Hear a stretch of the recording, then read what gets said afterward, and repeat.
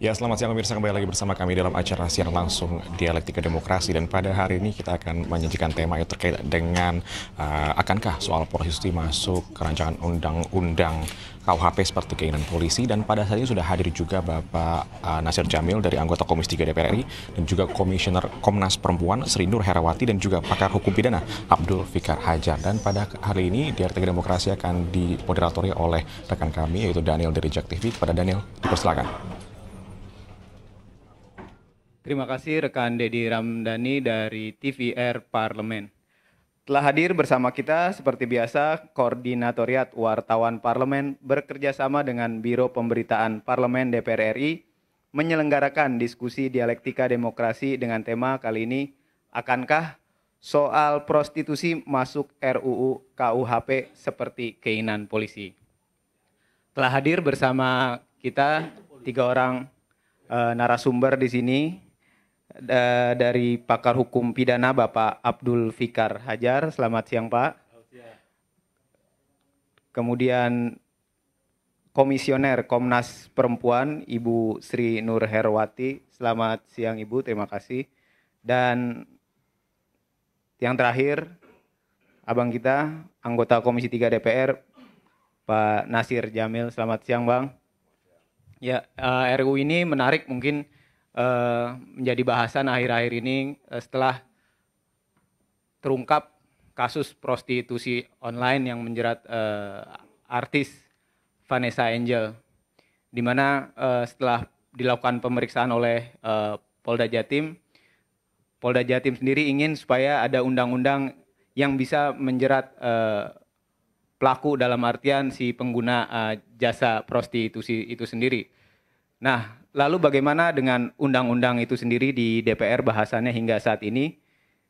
Bisa langsung disampaikan paparannya Bang Nasir Jamil, apa dan bagaimana undang-undang prostitusi ini sampai saat ini? Silakan Bang. Awak pula disuruh bicara pertama, aduh. Terima kasih rekan-rekan media yang berhadir dalam ruangan ini dan juga kedua narasumber kita dari Komnas Perempuan dan juga pakar hukum Pak Abdul Fikar dan Bu Tri. Terima kasih sudah hadir di tempat ini, dan tentu saja soal prostitusi ini memang kalau mengutip apa yang pernah disampaikan oleh almarhum Sultan Batu Gana, ya memang ngeri-ngeri sedap Bu, ya. Ya ngeri-ngeri sedapnya, takut-takutnya masuk ke gol sendiri gitu, ke gawang sendiri. Nah karena itu ini soal bagaimana kemudian kita mengatur ya soal kesusilaan. Dan kemarin kebetulan saja Komisi 3 itu melakukan kunjungan kerja ke Jawa Timur. Dan kita banyak mendengar paparan dari Kapolda Jawa Timur soal praktek prostitusi online, ya terkait dengan Vanessa dan kawan-kawan, dan juga sejumlah artis, bahkan ada yang kemudian pernah mendapat gelar sebagai Putri Indonesia, ya kan? Kemarin kata Pak Kapolda ada 2 orang kalau tidak salah, ya ada 2 orang. Sebenarnya kata Pak Kapolda jumlahnya lebih dari 2 orang. Nah, cuman saya nggak sebutkan di sini, ya. Bahkan lebih dari 2 orang jumlahnya. Dan menurut Kapolda memang sebahagian besar praktek ini oleh artis dilakukan karena gaya hidup, ya. Saya mulai dari sini dulu, ya, gaya hidup. Ya, jadi bahkan mereka itu mengaku ya bahwa uang itu digunakan untuk bayar cicilan mobil, rumah, perawatan dan lain sebagainya. Ya, bahkan juga pakaian yang mereka pakai, tas mereka kenakan, sepatu dan sebagainya, istilah sekarang itu namanya barang-barang branded. Ya, saya nggak tahu itu apakah original atau lain-lain sebagainya. Kami pun nggak tanya sama Kapolda sampai ke situ. Tapi kesimpulannya memang soal gaya hidup yang membuat kemudian mereka masuk dalam perbuatan tersebut itu. Dan memang tarifnya ya tidak seperti yang diberitakan oleh media, ya 80 juta dan lain sebagainya, nggak seperti itu. Di bawah itulah, ya di bawah itu. Walaupun ada juga ya seorang artis menurut Kapolda itu dia minta bersihnya itu 150 juta. Ya, dia nggak ada urusan itu sama muncikari dan sebagainya. Pokoknya saya 150 juta katanya. Ya. Terserah mucikari mau ambil berapa sama orang itu. Begitulah penuturan Kapolda. Ya. Jadi ini dan apa namanya, sementara VA itu sendiri ya, tarifnya di bawah itu, tidak seperti yang digambar-gamborkan di media 80 juta. Ya, tarifnya ya mungkin di bawah itulah, ya di bawah itu. Ya, jadi mungkin setengah dari itu, ya nggak dari 80 juta. Ini bukan pengalaman, ya. Ini pengetahuan dari informasi yang kita peroleh, gitu ya.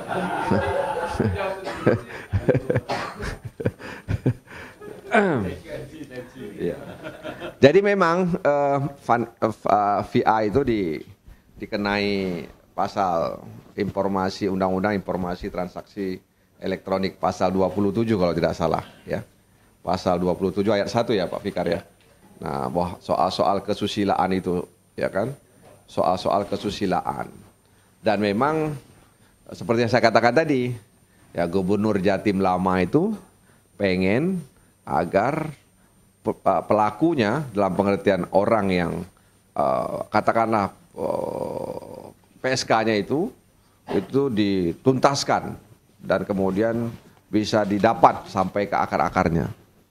Nah, setelah Pak Adi Karwo tidak lagi jadi gubernur, Ibu Khofifah permintaannya lain lagi sama Kapolda. Kalau bisa Kapolda katanya ya orang yang menikmati, ya orang yang menikmati atau orang yang penggunanya itulah ya harus bisa ditangkap kemudian disebarluaskan.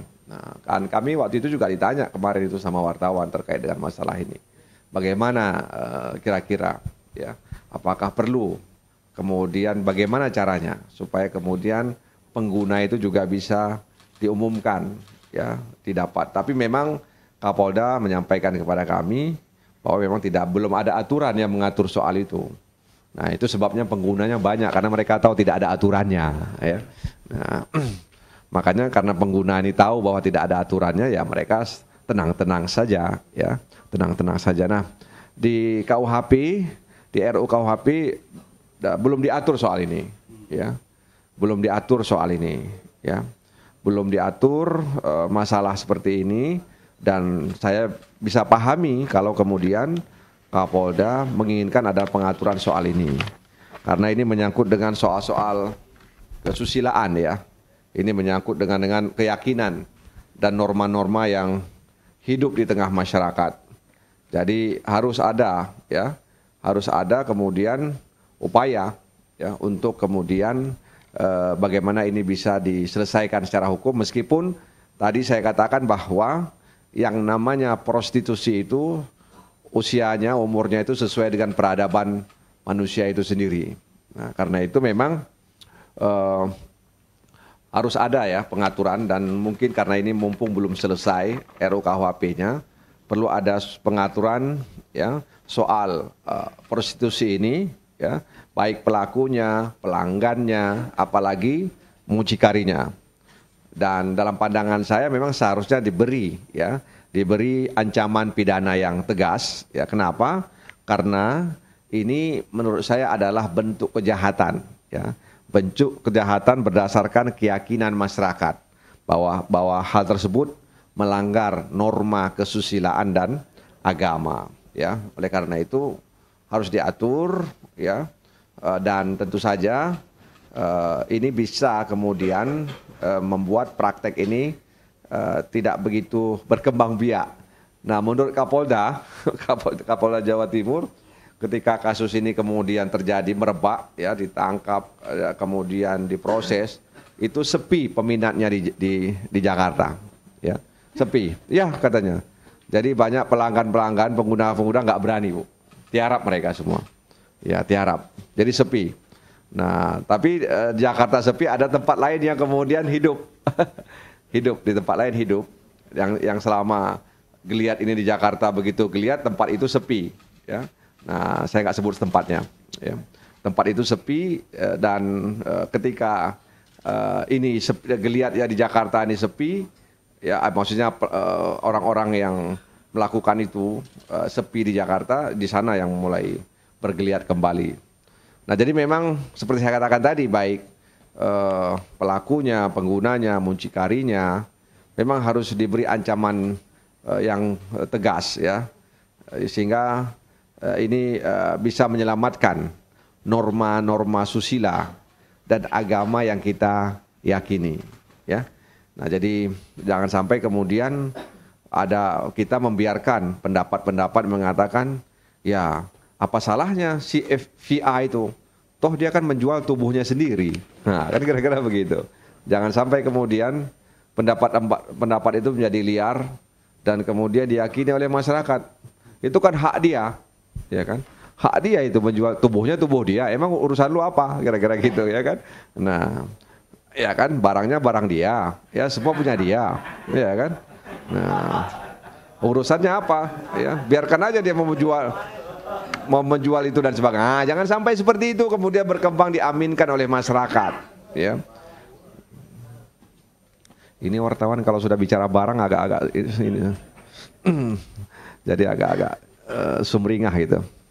Jadi mudah-mudahan memang pengaturan-pengaturan soal ini ada diatur, tapi mungkin nanti kami mengatur soal delik zina itu yang barangkali diperluas, Pak Fikar, ya. Menurut saya seperti itu. Memang ada pengaturan-pengaturan soal ini dan itu dilakukan oleh orang yang belum terikat dengan perkawinan yang sah. Ada pengaturan, tapi bukan ini. Itu pengaturan terkait hubungan, ya, hubungan dua manusia yang berlainan jenis kelamin, ya, lalu kemudian mereka melakukan itu, tapi pun itu harus ada pengaduan, ya. Nah, ada pengaduan dari orang tuanya, dari apa, bahwa dua orang itu melakukan itu. Nah, mana ada orang tua atau yang mau kemudian atau menyampaikan itu, melaporkan itu. Ya, jadi memang sekali lagi ini belum diatur, ya, belum diatur.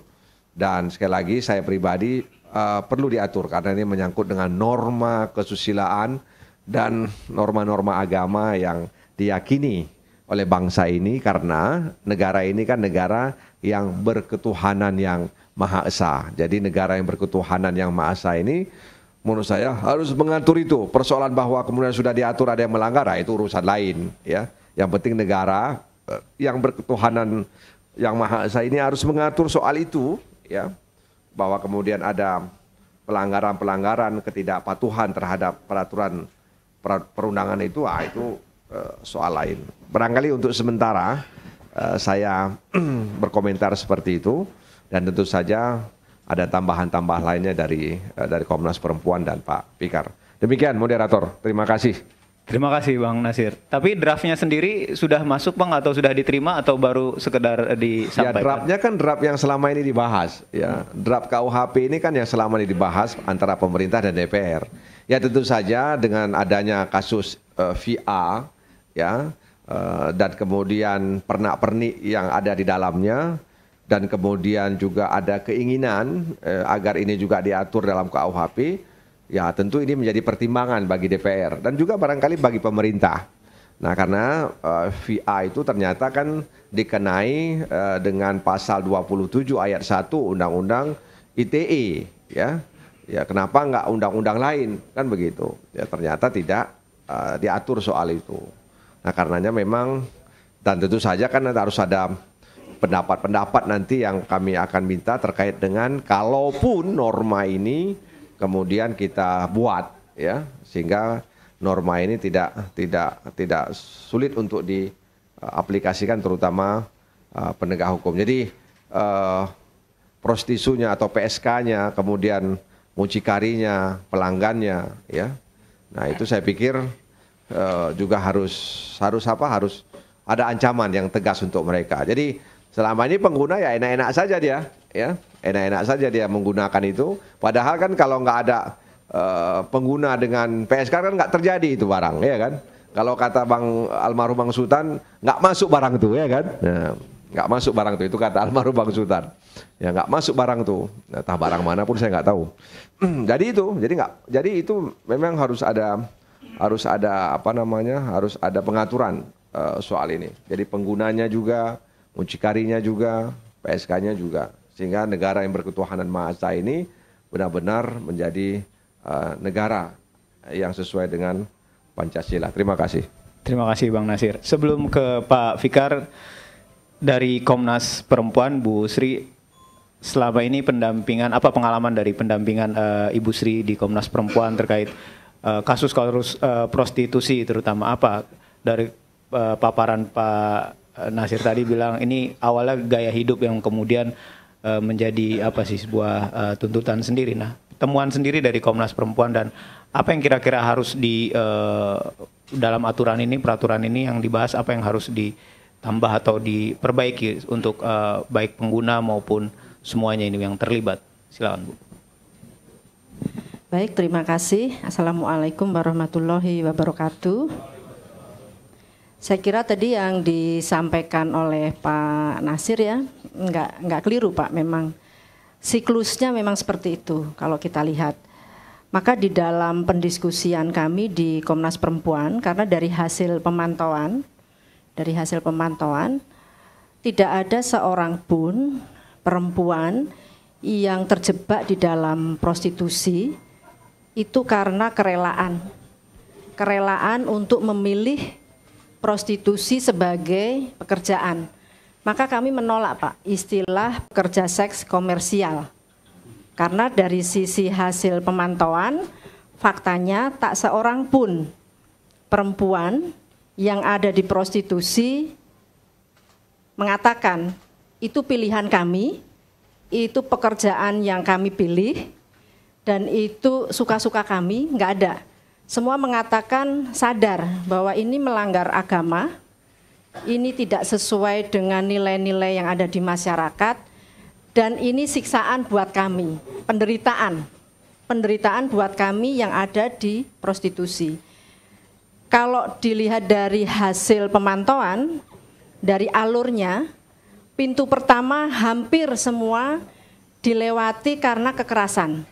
Saya ambilkan contoh, ada satu kasus, kita sebutnya si Mbak ya, si Mbak A ini, kenapa dia bisa ada di lokalisasi? Pertama dia mengalami KDRT, keluar dari rumah, sampai di rumah dia keluar dari rumah, kemudian dia kembali ke rumah orang tuanya. Karena KDRT orang tuanya nggak mau menerima. Kamu sudah ada dalam tanggung jawab suami. Kalau ada masalah selesaikan sendiri. Nggak boleh ada di sini. Kamu harus keluar dari rumah, pulang ke rumah suami.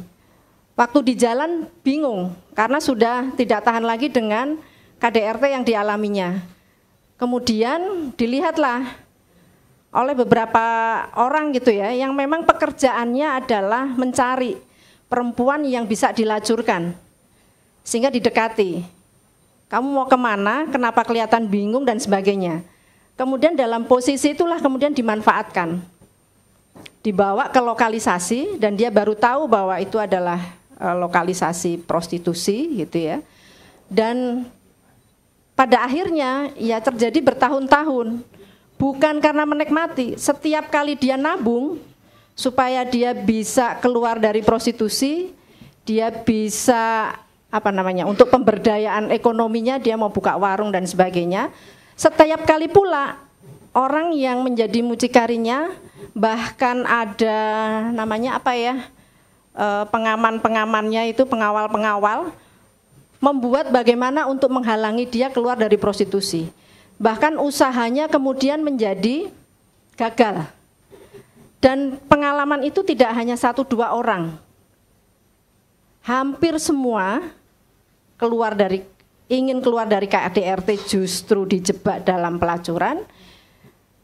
Ketika ingin menjadi pekerja migran, diperkosa, kemudian dibawa ke negara tujuan, tadinya di restoran ternyata dibawa ke lokalisasi. Dan itu kemudian terjadi bertahun-tahun tanpa ada namanya perlindungan yang jelas. Dia mau pulang sudah nggak mungkin lagi, dia usaha sendiri oleh masyarakat di stigma sehingga pekerjaannya ini tidak bisa diterima, tidak dipercayai. Pemulihannya tidak berjalan, lalu dia mau kemana? Akhirnya para mucikari inilah yang kemudian membesarkan. Bahkan ada istilah yang namanya dimudahkan. Misalnya dari lokalisasi yang ada di Jakarta, dia akan di rolling gitu ya ke tempat lain. Di tempat lain dia menjadi mudah, ini orang baru. Dan situasi itu kemudian diciptakan terus-menerus sebagai sebuah siklus yang tidak ada habisnya. Bahkan tadi yang disebut sebagai dengan gaya hidup itu memang pola yang diciptakan untuk membuat orang yang sudah merasa tadi ya, merasa berdosa, bersalah, kehilangan harga diri, tidak bisa keluar, nggak ada tempat untuk berlindung, mau cerita ke siapa gitu ya. Sehingga mereka ya cerita antar mereka. Pintu itulah yang kemudian diciptakan oleh jeratan prostitusi ini. Bahkan keluar pintu pun sudah nggak ada lagi pintu keluar. Pasti kembali lagi ke pintu semula. Jadi seperti orang dibuat kebingungan, tidak tahu lagi mana yang benar, mana yang salah, itu sudah nggak ada lagi. Dan saya kira ini nyambung dengan teori psikologi. Orang kalau sudah dipermalukan tuh energinya nol. Orang kalau sudah energinya nol, tidak punya daya apapun. Nah, ini yang kemudian kita sebut dengan pola relasi kuasa ini yang membuat seseorang nggak bisa keluar. Dan ini pula yang kemudian diciptakan tadi. Mereka kemudian kan timbul gitu ya, yang namanya bias-bias kelas. Ya, kalau yang prostitusi kelas A nilainya 5.000 misalnya, maka jeratan hutangnya ya nggak sebesar yang nilainya tinggi. Atau bahkan di dunia hiburan, di dunia artis itu terjadi. Karena pintu itu selalu itu tadi diciptakan untuk melakukan eksploitasi. Dan kita sering sebut dengan pedila, perempuan yang dilacurkan. Pada akhirnya kita memilih definisi itu. Dan dalam dunia prostitusi, para pedila ini berhadapan dengan kekuatan yang sangat besar. Kekuatan mucikarinya, orang yang memang pekerjaannya adalah untuk menciptakan dunia pelacuran dan membuat orang ini ya, kelompok-kelompok rentan ini dilacurkan dan dalam posisi yang sangat rentan untuk dilacurkan terus-menerus. Dan yang satu lagi tadi yang disebut dengan pengguna pedila. Di dalam hukum kita, memang yang ada hanya untuk yang mucikari, yang KUHP itu mucikari. Kemudian lahir Undang-Undang Pemberantasan Tindak Pidana Perdagangan Orang, yang kalau dilihat secara skema besar, filosofi Undang-Undang TPPO, sebenarnya prostitusi ini hanya bagian kecil. Karena memang Undang-Undang TPPO ini dilahirkan untuk bisa mengatasi persoalan perdagangan orang yang melibatkan mafia-mafia besar gitu ya. Jadi ketimpangan relasinya itu berlapis-lapis. Tidak hanya selapis prostitusi yang ada di lokalisasi itu saja, tetapi berlapis-lapis. Sehingga unsur-unsurnya itu dibagi menjadi 3 bagian, itu dibayangkan sebesar itu. Tapi ada juga yang prostitusi yang tidak bisa digunakan kedua undang-undang ini karena memang tidak menggambarkan dua situasi ini. Itu yang kita usulkan Pak di dalam RUU Penghapusan Kekerasan Seksual. Karena termnya tidak dikenal, maka kita memang baru bisa memberikan nama pelacuran paksa atau pemaksaan pelacuran. Tapi bukan berarti pelacuran yang dengan sukarela itu dibolehkan. Karena dari hasil pemantauan tidak ada orang yang dengan sukarela masuk di dalam prostitusi. Nah, dari istilah, kemudian bagaimana pola relasi ini yang tergambar, memang pada akhirnya ada ruang-ruang yang itu kosong. Karena apa? Karena proses penegakan hukum kita hanya mengejar unsur. Unsurnya terpenuhi atau tidak.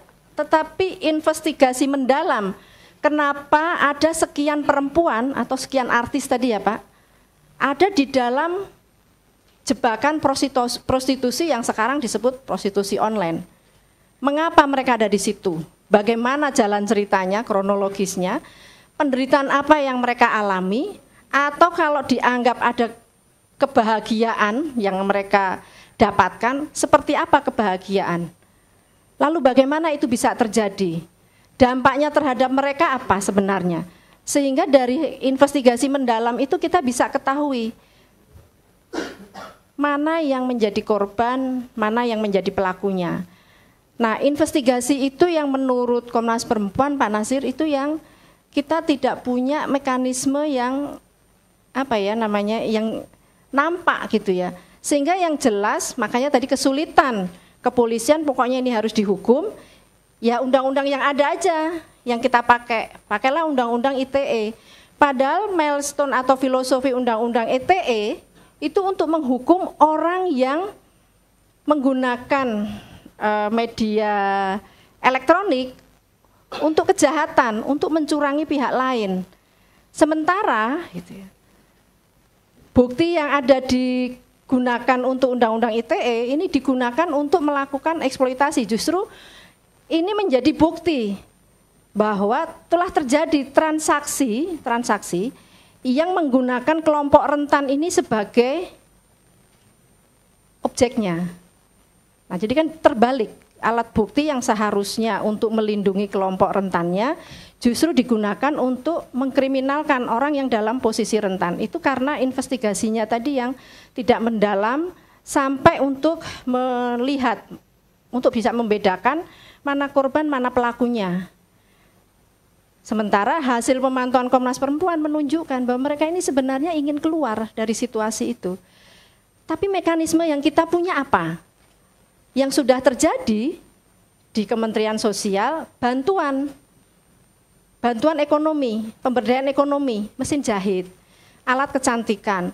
Tetapi sosialisasi ke masyarakat untuk bisa menerima mereka kembali, memulihkan mereka kembali, melindungi kalau mereka dalam ancaman supaya tidak kembali lagi ke prostitusi, kita nggak punya mekanisme itu.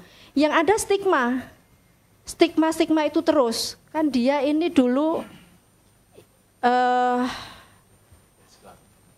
bukan Pak, perempuan yang dilacurkan prostitut yang ada di lokalisasi atau penghuni lokalisasi di A gitu. Ini mengkhawatirkan kalau dia tinggal di sini nanti dia bisa merebut suami-suami kita. Ayo kita usir, atau mengganggu keimanan kita. Ayo kita usir. Jangan sampai dia tinggal di sini. Lalu mereka lari kemana? Ya mucikari ini dengan senang hati. Tuh kan, kamu ini udah perempuan kotor, berdosa, untuk apa kamu kembali? Yang bisa menerima itu ya aku, mamimu ini. Kamu pengen baju, ada. Gampang, tinggal cicil. Kamu pengen keluar negeri, bisa, mudah, disediakan. Tetapi kemudian itu tadi, ini kan jeratan pintu tadi Pak yang saya bilang pintu di awal. Jadi sudah keluar pintu belakang, dia didaur ulang lagi, karena kita nggak ada sistem pemulihan untuk mereka. Bahkan mungkin kawan-kawan ingat ya, kasus Yugun Yanfu ya, yang menjadi budak seksual pada saat zaman penjajahan, itu pun juga mengalami stigma, padahal mereka korban kejahatan perang. Nah ini yang saya kira penting untuk diciptakan di dalam regulasi, bagaimana supaya penegakan hukum kita ini tidak hanya berjalan gitu ya, untuk menghukum orang, tetapi justru di sisi lain membuat orang lain tidak terlindungi. Karena apa? Yang terjadi seperti yang Pak Nasir bilang tadi, sepi memang, tapi di situasi lain pasti akan rame. Tapi ramenya apakah nampak? Pasti di bawah tanah yang paling bawah gitu ya Pak ya.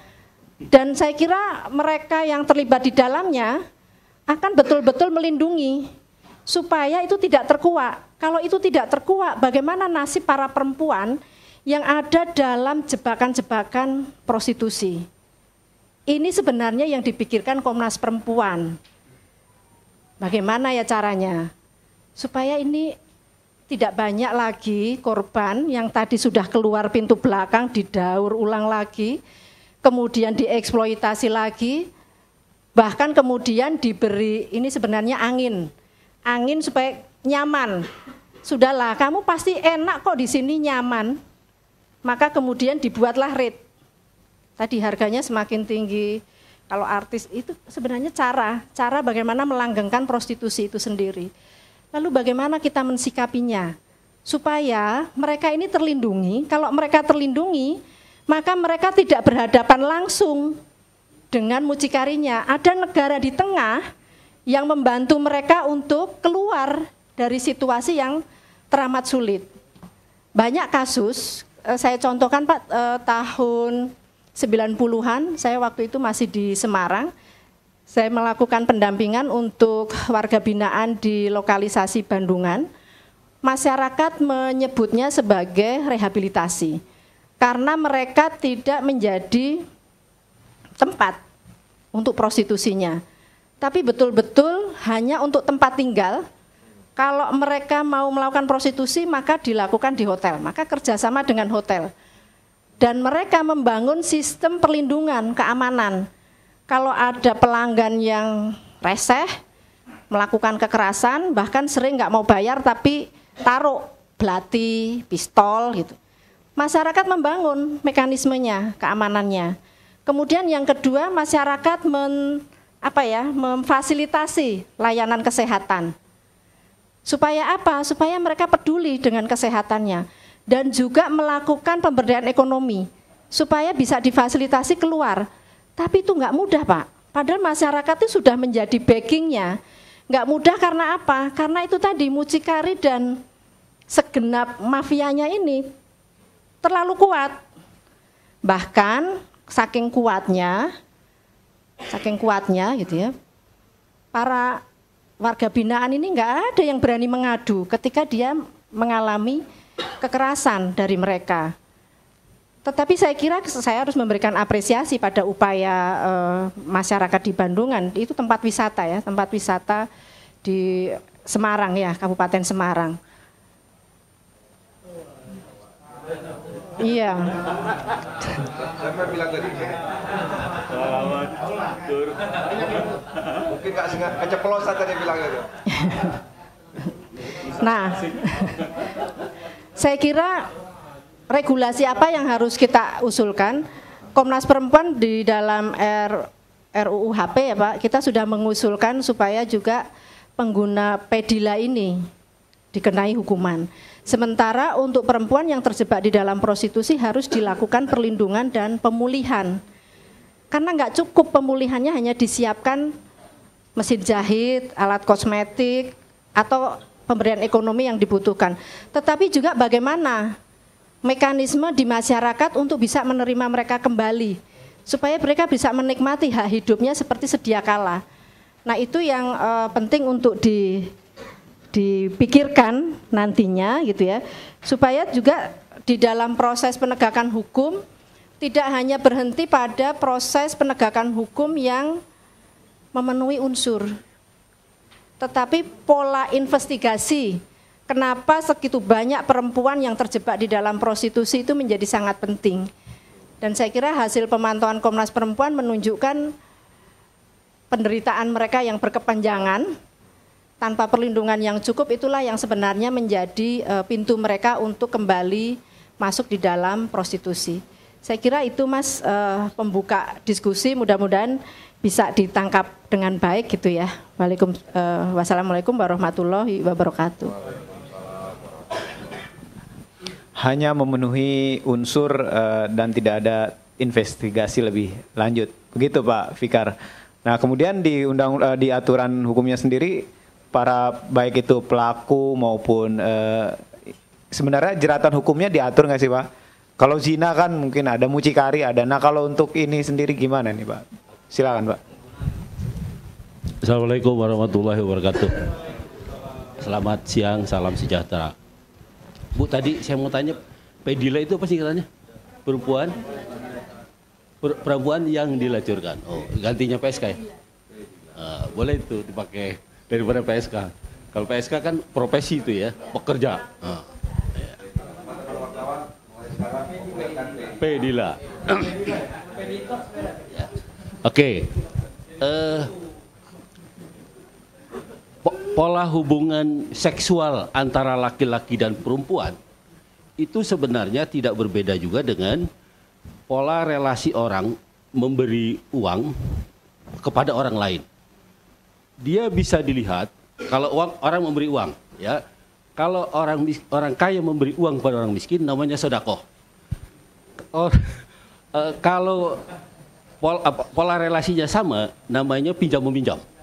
Tapi kalau yang memberi pengusaha kepada pejabat dalam rangka urusan namanya suap. Itu kan sama, ya. Di pola relasi perempuan dan laki-laki kalau dipaksa namanya perkosaan.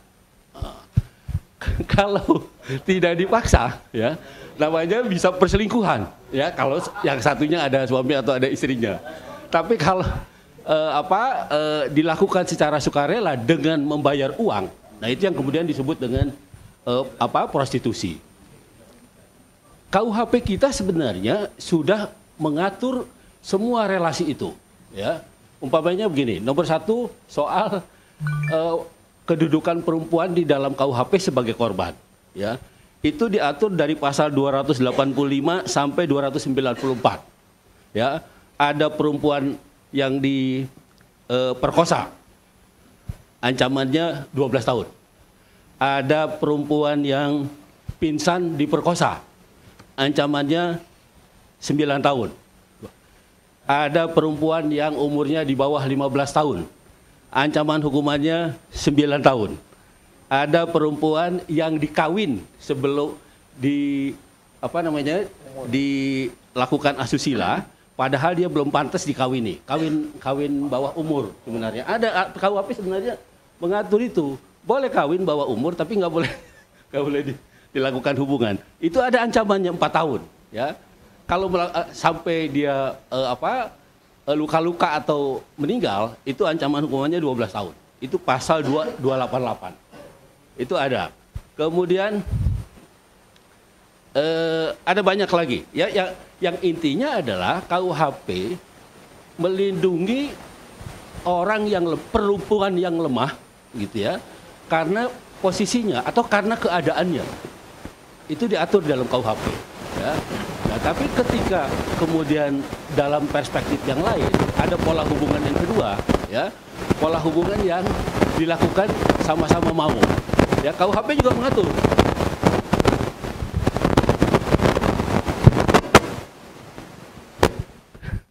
Kalau yang pertama tadi deliknya atau perbuatan kriminalnya adalah kejahatan murni, kejahatan umum, bisa dilaporkan oleh siapa saja.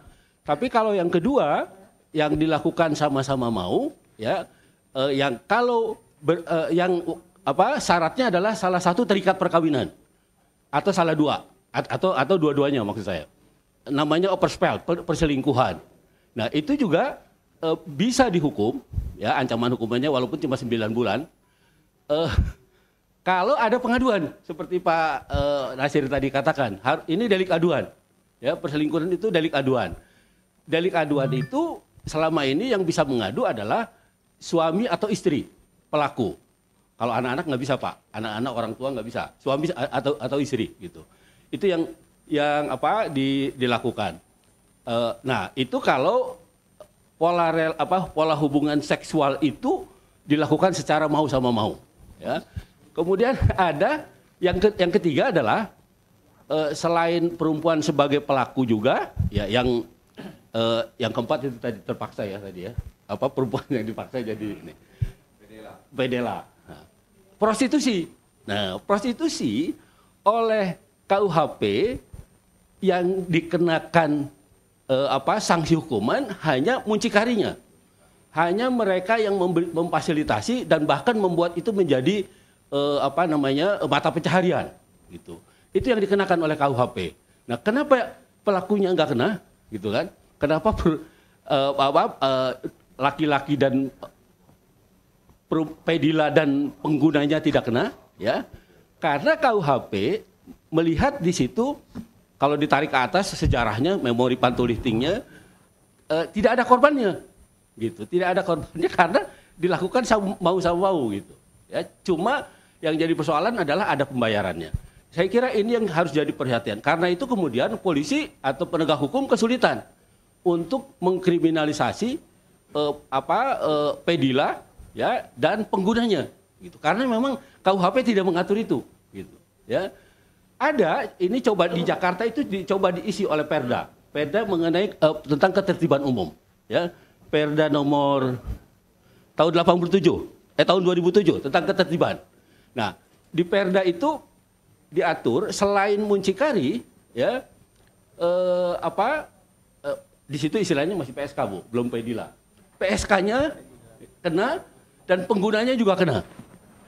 Ya, di pasal 42 ayat 2 ancaman hukumannya 20 hari minimal, 90 hari maksimal. Atau denda 500.000 minimal, 30 juta maksimal. Ada Perda DKI itu. Nah, cuma persoalannya apakah operasional, apakah efektif Perda itu di DKI? Ya. Dia adanya di peraturan tentang ketertiban umum, gitu. Jadi dia bersama-sama dengan gelandangan, bersama-sama dengan pengemis, gitu. Jadi ketika itu dibuat, mungkin dimaksudkan adalah prostitusi yang di jalanan, gitu. Jadi Perda ini nggak bisa masuk ke hotel, karena di hotel tertib semua. Ya, karena di hotel tertib, kalau di jalanan ada yang namanya ketertiban umum, tapi begitu masuk hotel, dia nggak masuk, nggak bisa masuk itu Perda ke hotel, ya karena Alexis itu bukan prostitusinya izinnya yang dipersoalkan oleh DKI. Nah itu nah itu yang jadi memang sulit, ya, kecuali Perda DKI itu juga bisa dioperasionalkan di hotel-hotel atau di ini. Yang ingin saya katakan adalah ada aturan yang mengatur, yang tidak membolehkan, yang bisa menghukum baik pedila maupun pengguna, ada gitu. Tapi satu lokal, yang kedua yuridiksinya nggak sampai ke hotel-hotel, dia hanya di jalanan dalam konteks ketertiban umum gitu. Nah, makanya ke depan saya kira ini tugasnya Pak Nasir, ya, bagaimana ini bisa dimasukkan. Kalau gini kan, kalau diurut tadi, perkosaan itu pola relasinya adalah memaksa. Kalau perselingkuhan itu mau sama mau tapi terikat perkawinan. Kalau yang ketiga itu prostitusi, nah itu pola hubungan seksual laki-laki dan perempuan juga, tapi ada uangnya di situ. Nah, jadi unsur uang itu juga harus menjadi perhatian. Jadi tindak pidananya jangan dikaitkan ke perselingkuhan. Kalau ke pemaksaan jelas nggak bisa, ya, karena dilakukan mau sama mau, ya. Jangan dikaitkan ke perselingkuhan, tapi dibuat pasal sendiri, dibuat ketentuan sendiri yang kalau di Belanda umpamanya, ya, kalau dia tidak punya izin, di Belanda itu legal, tidak punya izin, kemudian tidak bayar pajak, baru dia kena penertiban gitu istilahnya. Ya, kena ancaman hukuman gitu. Nah, maksud saya di Indonesia saya kira itu nggak cocok, ya, karena kita masyarakat beragama, masyarakat yang dasarnya adalah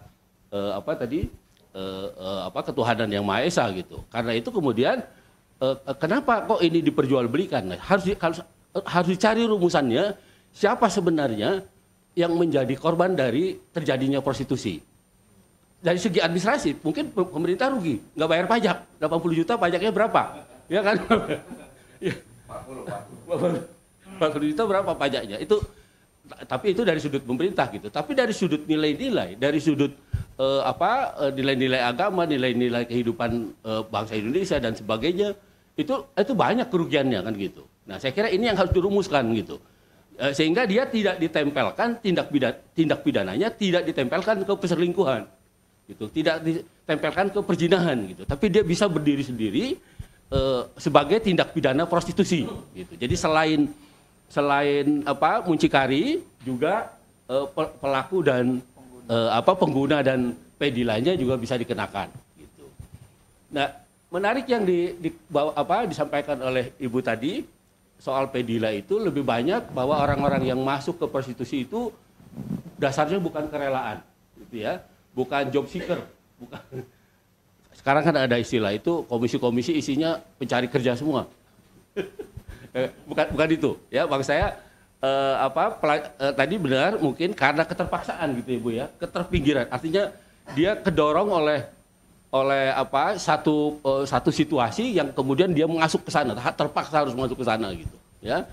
Walaupun bisa lari juga, gitu. Walaupun tadi bisa lari juga nggak bisa lari ya Bu ya, balik lagi ke situ ya. Ya, tinggal lihatnya aja kalau Ibu. Nah, maksud saya itu bisa dijadikan juga pertimbangan Pak Nasir. Maksud saya kriminalisasi terhadap pelaku prostitusi, ya, pengaturan mengenai pelaku prostitusi, pertimbangannya tidak melulu soal itu berbayar, gitu ya, nilai-nilai, tapi juga situasi sosial yang membuat perempuan masuk ke dalam dunia, terpaksa masuk ke dunia itu. Memang kalau kita mau berpikir agak komprehensif, pemecahannya bukan hanya undang-undang. Soal ketenaga kerja, soal lapangan kerja juga, soal ada banyak soal gitu, soal pembinaan rumah tangga juga, soal keimanan juga, ada banyak soal gitu sebenarnya. Tapi undang-undang salah satu cara untuk merekayasa sebenarnya, salah satu cara untuk membuat masyarakat tidak melakukan itu. Walaupun kita tahu ya prostitusi ini tadi kata Pak Jamil umurnya sama dengan peradaban. Ya. Begitu lahir Nabi Adam, anaknya itu yang bersilang itu udah terjadi itu prostitusi itu antara Kabil dengan siapa itu ya? Habil dan Kabil, yang satu jadi prostitusi memang umurnya udah seumur manusia dan agak sulit. Dan kalau juga dari teorinya Freud juga ini dorongan manusia yang pengendaliannya agak sulit. Karena itu kemudian agama mengeluarkan institusi puasa ya.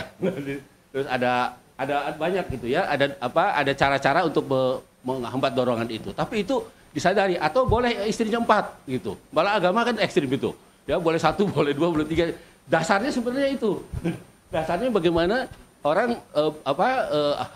dorongan seksual laki-laki terutama, ya laki-laki itu memang besar gitu. Sehingga harus ada instrumen-instrumen yang bisa membatasi supaya orang bisa menjaga diri. Nah, salah satunya adalah hukum. Saya kira ini walaupun saya yakin akan mendapat resistensi yang besar ya kalau nanti ini sampai diatur di KUHP, karena nanti prostitusi yang dilakukan oleh orang-orang yang tidak terikat keluarga pun bisa kena gitu. Ya, karena bukan karena perselingkuhan, tapi selama ini kan enggak, hubungan seksual antara laki-laki dan perempuan yang tidak terikat perkawinan tidak terikat tidak bisa terjerat oleh hukum. Nah, kalau itu ada unsur bayarnya, ada unsur komersialnya, itu saya kira ini ciri yang harus diambil oleh aturan mengenai pelarangan prostitusi. Saya kira begitu, Mas. Ya, berarti si pengguna jasa PSK ini untuk sekarang ini nggak bisa diapa-apain nih, nggak ada jeratan hukum apa-apa. Baik pengguna maupun pedilanya nggak bisa diapa-apain. Kalaupun yang di Surabaya itu kena, bukan kena prostitusi, kenanya undang-undang ITE karena dia memasarkan diri di ITE itu, dia kenanya itu, gitu. Bukan karena prostitusinya. Gitu. Tapi bukan berarti kita bebas juga untuk. Oh iya, karena itu kita titip pesan sama Pak Nasir Jamil ini supaya cepat-cepat. Ya. Makasih. Terima kasih untuk ketiga narasumber. Beri aplaus dulu untuk semuanya. Kemudian kita buka sesi tanya jawab. Silakan dari para audiens yang ingin bertanya seputar prostitusi, ya, bukan soal lokasinya tapi soal aturan yang menjeratnya. Silakan buat teman-teman yang ingin kalau nanti setelah acara ini aja mungkin bisa cari referensi ke Bang Nasir. Ya, silakan, mungkin dari teman-teman ada yang ingin bertanya. Udah paham. Saya agak sensitif, takutnya nanyanya nanti ke arah di mana lokasi siapa orangnya lagi ya. Bang Erik? Ya.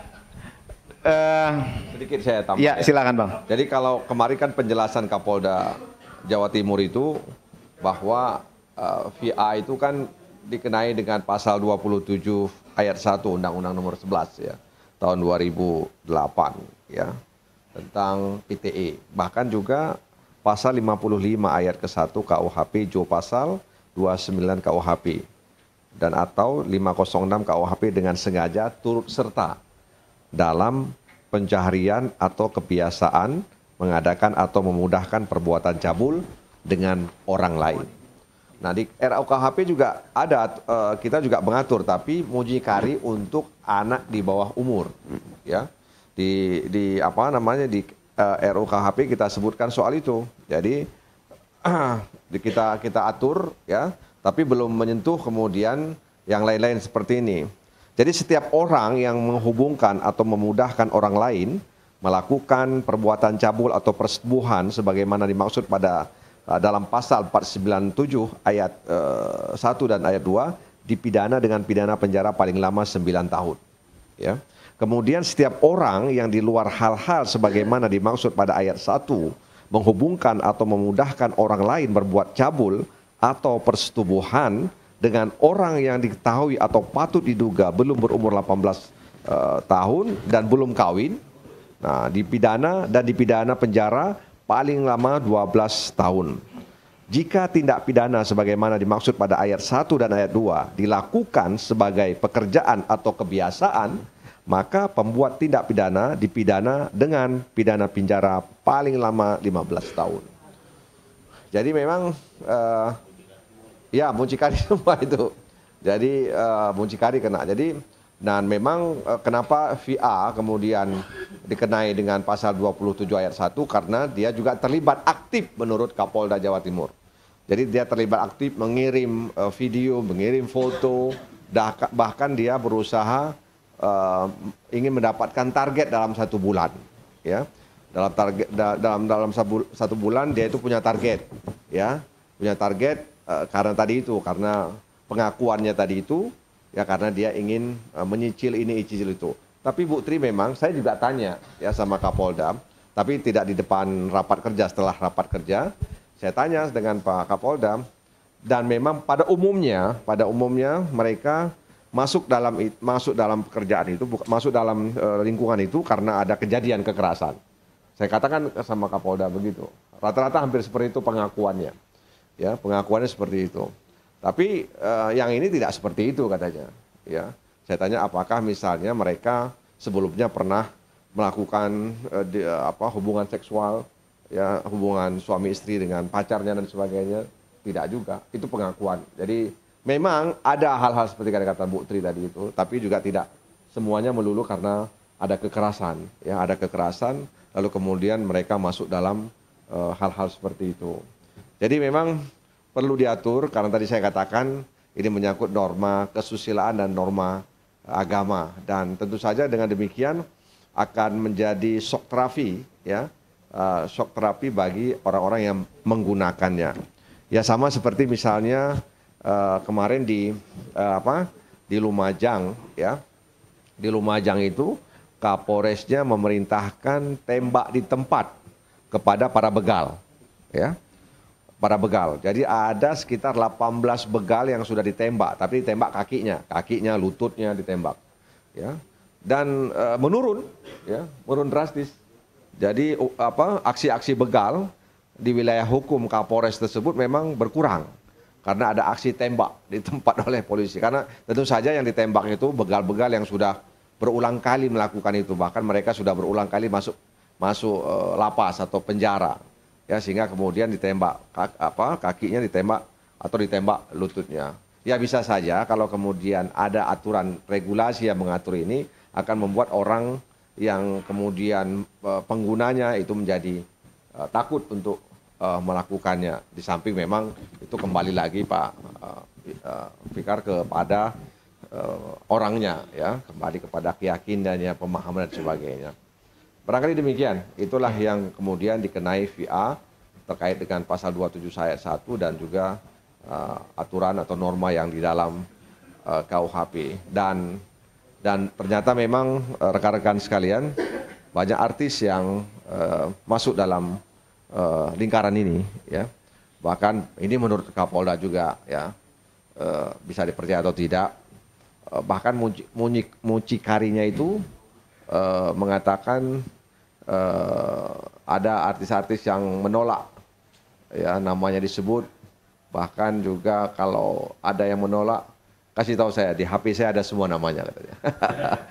Di HP saya ada semua nama mereka itu, ya. Dan memang ya ini sudah juga menyasar kemana-mana. Ya. Demikian, terima kasih moderator. Terima kasih Bang Nasir. Ya, kita aplaus. Ya, mungkin ini sesi terakhir untuk closing statement dari Pak Fikar. Silakan Pak, closing statementnya terkait.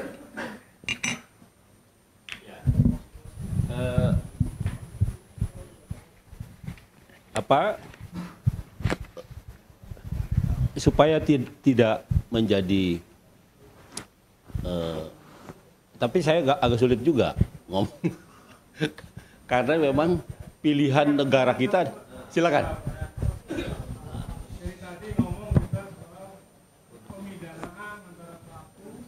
Dengan ya. Darat mungkin bisa menerima ini karena produk dari liberalisme. Betul. Produk dari industri. Betul. Kalau kita mau menghukum, kita nggak usah masuk ke secara industri, nggak usah memilih demokrasi. Ya. Itu dulu. Sudah tuh Pak. Ya.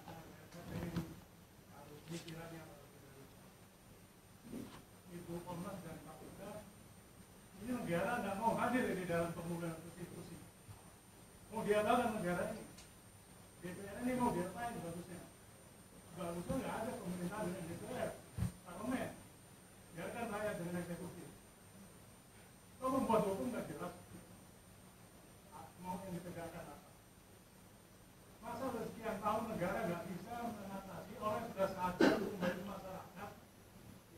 Diam aja negara kita, seperti dikatakan oleh Ibu dari Komnas kan.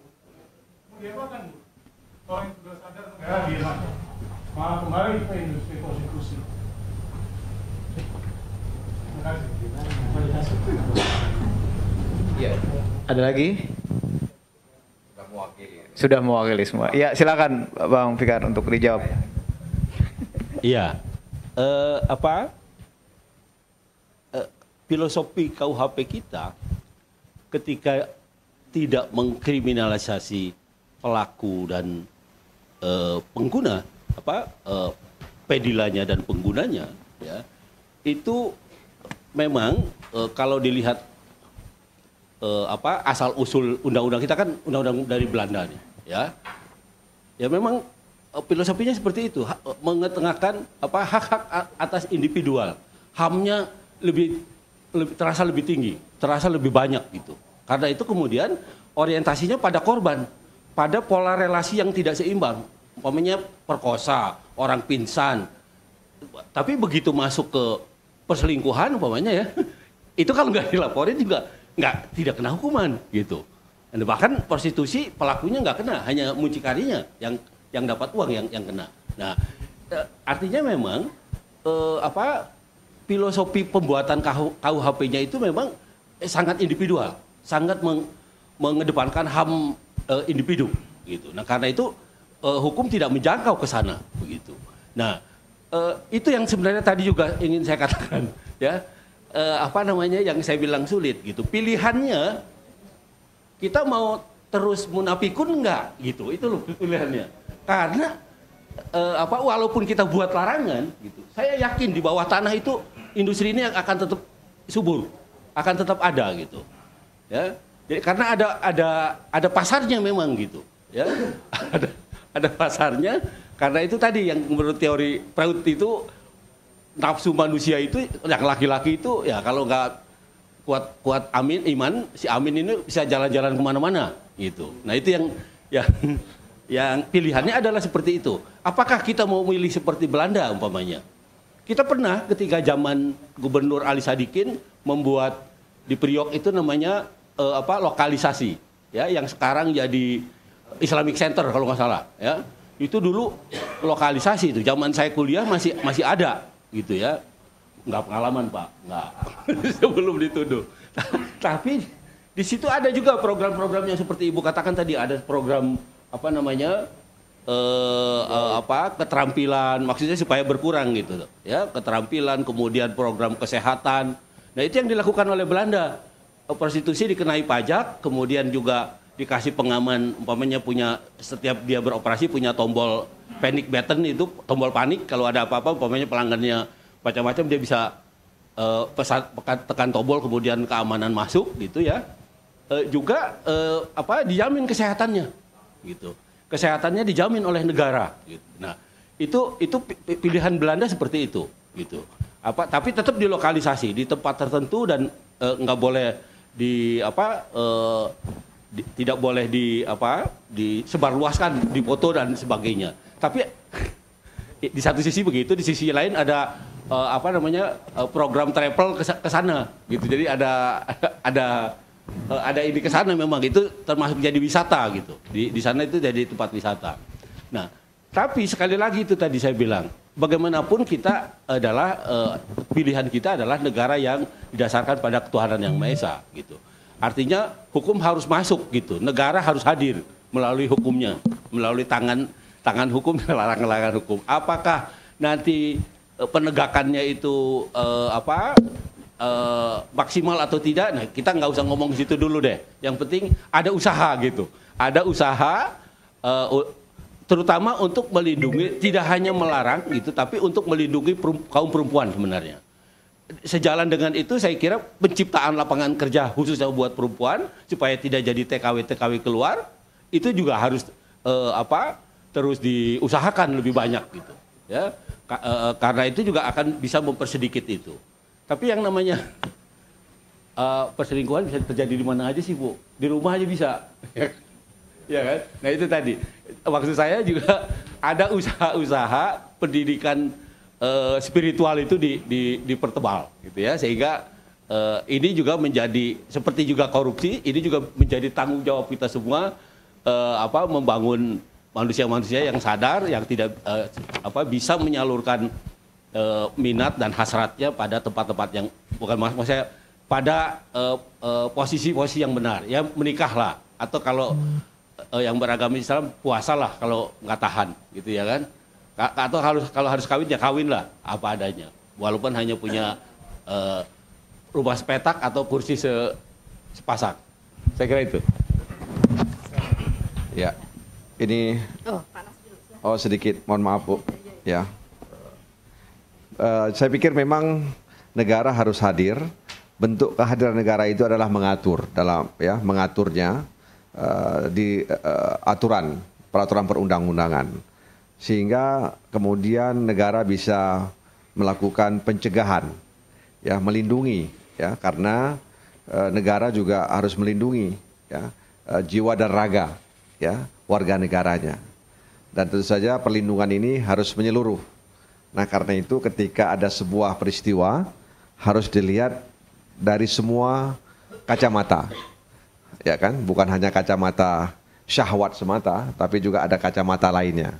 Sama misalnya seperti orang masuk dalam kelompok terorisme, karena ada faktor-faktor lainnya, ya, ada faktor ideologi, juga ada faktor mungkin kebanggaan, ya, kemudian juga ada tuntutan lain-lain dan sebagainya. Jadi harus dilihat secara komprehensif. Nah karena itu memang pengaturan soal muncikari, kemudian pengguna dan pedila tadi itu memang harus diatur untuk menunjukkan bahwa negara kita ini adalah negara yang ingin melindungi warga negaranya. Jadi saya pikir memang DPR dan pemerintah harus melihat ini, ya. Walaupun tadi Pak Fikar sudah menyampaikan kenapa dalam KUHP tidak diatur secara detail soal-soal seperti ini. Mungkin ini karena menyangkut dengan pribadi orang dan lain sebagainya. Tapi ketika itu sudah mengganggu, maka kemudian itu masuk deliknya. Sama seperti pemerintah DKI membuat aturan tentang ketertiban umum, karena barangkali itu sudah dianggap, sudah dinilai mengganggu ketertiban umum, itu pun yang berada di jalanan, ya, sementara yang di balik tembok-tembok besar itu tidak terjangkau, tahu tapi tidak bisa dijangkau. Barangkali demikian dari saya. Terima kasih. Baik, tadi kan Pak Zulfikar masuk soal pola relasi ya Pak. Kalau prostitusi itu antara uang dengan seksual, laki-laki dan perempuan. Tapi sebenarnya dalam faktanya, orang membayar tidak hanya ingin mendapatkan layanan seksual saja, tetapi merasa saya sudah keluarkan uang, maka saya berhak untuk melakukan apapun. Jadi seolah-olah dia menguasai seluruh tubuh orang yang dilacurkan tadi. Sehingga apapun dilakukan untuk menunjukkan saya ini raja, saya yang punya uang. Sehingga ya kekerasan dialami oleh mereka. Ketika kekerasan dialami, lapor polisi Pak. Pekerjaanmu apa? Dilokalisasi. Dijawab, ngapain lapor orang memang pekerjaanmu itu? Seolah-olah pantas mereka mendapatkan perlakuan yang sewenang-wenang. Bahkan di luar kemanusiaan. Beberapa kasus terjadi kan femisida, dibunuh. Karena si pedilanya di Kalibata City atau di mana ya Mbak yang menyatakan bau badan. Kan menunjukkan relasi kuasanya. Kamu sudah tak bayar, sejelek apapun saya kamu nggak boleh komentar, nggak boleh komplain. Mau saya apain kamu nggak boleh komplain. Ya ikuti apa yang saya katakan. Nah kalau tadi Pak Erwin tanya apa yang bisa dilakukan negara, DPR dan pemerintah, saya sih karena di sini ada Pak Nasir, saya mau mengajak Pak Nasir untuk menemui mereka dan mengajak mereka bicara dan mendengarkan apa yang mereka alami, apa yang mereka butuhkan, dan bagaimana regulasi harus mengatur supaya mereka bisa keluar dari kekerasan yang dihadapi. Dan apa informasi yang penting terkait dengan bisnis prostitusi ini seperti apa, sehingga nanti regulasinya menjawab kebutuhan-kebutuhan mereka. Dan saya kira itu menjadi sangat urgent gitu ya. Karena selama ini Pak mereka hanya berani bicara secara bisik-bisik ya Mbak Ruhaya. Bisik-bisik, enggak berani untuk kenceng. Bahkan saya ceritakan tadi yang itu terjadi kan tahun saya dampingi itu udah tahun 90-an tuh Pak. 90-an bahkan apa ya, pengurus kelurahan yang sudah ingin supaya mereka berani ngomong lah sama saya, itu pun mereka nggak berani bicara. Maka kalau Pak Nasir yang membuka diri mungkin itu yang akan membuat mereka berani untuk menyampaikan apa sebenarnya yang terjadi. Sehingga latar belakang bagaimana situasi prostitusinya sendiri, dampaknya terhadap mereka dan jalan keluar apa yang mereka butuhkan itu bisa direspon oleh negara dengan baik. Saya kira itu, terima kasih banyak. Saya kembalikan ke Mas Moderator.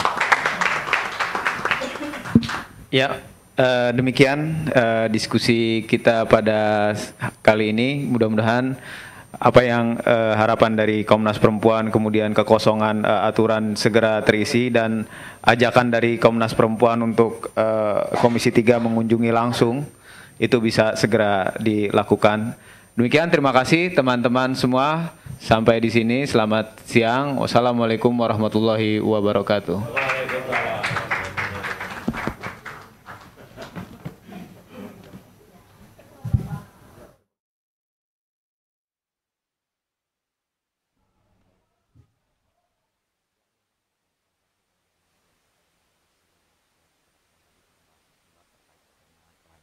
Undang-undang KUHP mungkinkah untuk bisa memasukkan soal prostitusi ke dalam RUU KUHP ini. Dan kita tadi sudah mendengarkan pendapat dari tiga narasumber yang sudah hadir, yaitu Pak Nasir Jamil yang menyetujui untuk mengatur kegiatan prostitusi untuk bisa dimasukkan ke dalam rancangan undang-undang KUHP yang nantinya akan bisa menjerat para pelaku dan juga pengguna daripada kegiatan prostitusi ini. Dan nantinya kita berharap tentunya ini dapat segera dirancang undang-undang, dimasukkan ke dalam rancangan undang-undang KUHP, dan nantinya untuk bisa setidaknya mengurangi tingkat kegiatan prostitusi di negara Indonesia. Dan bisa berakhirlah sudah rangkaian acara Dialektika Demokrasi pada hari ini.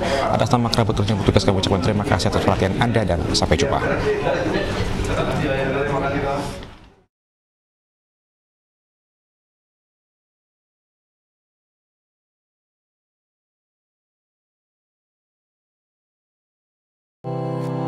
Tugas dan fungsi DPR RI sangat penting bagi negeri ini sebagai pengemban amanat rakyat.